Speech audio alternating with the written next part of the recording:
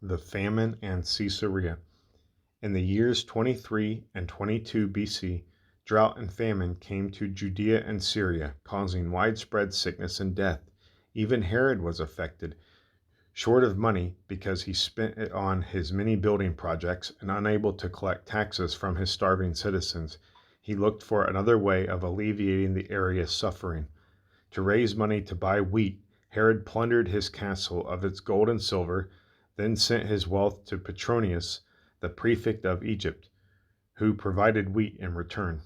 Herod, being sure his subjects knew their relief came from his own pockets, distributed the food in a generous and equitable manner to all Judea. He also provided winter clothes for those who needed it, since most of the livestock had died or had been consumed and there was no wool available. Once his own subjects were taken care of, Herod provided seed and farm workers to his neighbors, the Syrians. With their fruitful soil, the Syrians were able to grow enough food to feed both countries.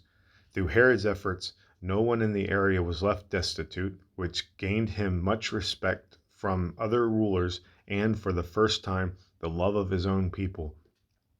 The famine under control, Herod went back to his building. Raising a palace for himself in the upper city, he also fell in love again, this time with the daughter of Simon, a priest of Jerusalem. Simon was not of high enough status to prevent this marriage, so Herod promptly disposed Jesus, the son of Phabet, and made Simon high priest before marrying his daughter.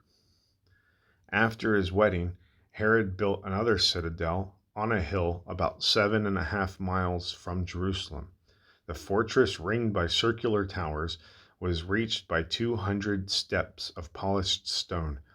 Within the castle, Herod built rich, secure apartments. Outside, around the bottom, he built houses.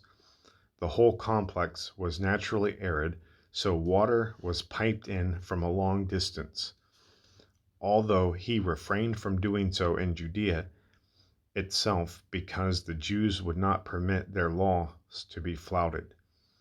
Herod continued to build magnificent cities with Greek-style temples and theaters throughout his kingdom. One such project was the rebuilding of Strato Tower, which he named Caesarea. The city itself was wonderful, but the harbor was the most impressive feature. The city, located in Phoenicia between Joppa and Dora, was not a natural port, due to the heavy seas that beat it from the south. To make an artificial harbor, Herod placed huge stones into over 100 feet of water, each stone over 50 feet long, 18 feet wide, and 9 feet thick. In this manner, he constructed a 200-foot wide mole to absorb the force of the waves and to provide a sheltered harbor. Arches were built as living quarters for the sailors, and a great quay ran around the entire harbor. The entrance to the harbor was on the north, where the seas were the calmest. The harbor also boasted a great white temple that could be seen from miles at sea. Another important feature of the city was its vast underground vault, which allowed goods to be easily transported between the harbor and the cities. This system of vaults also collected the city's waste and rainwater and was so constructed that the tides cleaned it daily. The entire project took Herod 12 years to complete.